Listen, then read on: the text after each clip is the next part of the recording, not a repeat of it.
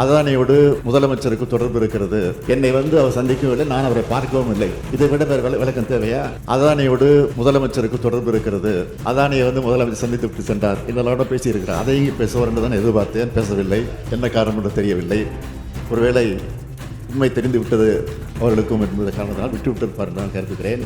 மாண்புமிகு உறுப்பினர் ஜி.கே. மணி அவர்கள் இந்த அவையிலே மட்டுமல்ல, அவர் கட்சியை சார்ந்தவர்கள், அவர் கட்சியினுடைய தலைவர்கள் வெளியிலும் இது பற்றி தொடர்ந்து பேசிக் கொண்டிருக்கிறார்கள்.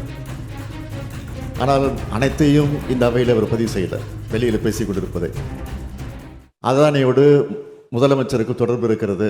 அதானியை முதலமைச்சர் சந்தித்து விட்டு சென்றார். இதெல்லாம் பேசியிருக்கிறார். அதையும் பேசுவார் என்று தான் எதிர்பார்த்தேன். பேசவில்லை. என்ன காரணம் என்று தெரியவில்லை. ஒருவேளை உண்மை தெரிந்து விட்டது அவர்களுக்கும் என்பது காரணத்தினால் விட்டுவிட்டிருப்பார் நான் கருதுகிறேன்.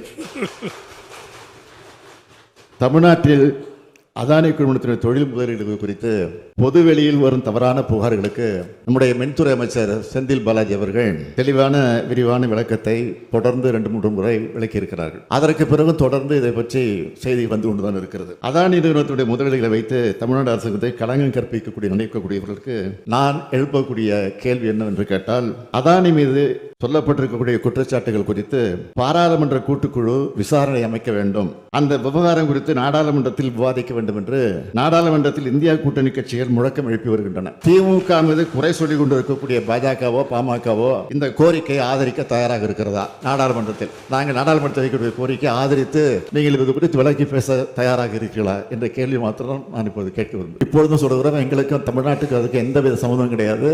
என்னை அவர் சந்திக்கவில்லை, நான் அவரை பார்க்கவும் இல்லை. இதை விட வேறு விளக்கம் தேவையா? நான் கேட்கிற கேள்விக்கு நீங்கள் பதில் சொல்லுங்கள்.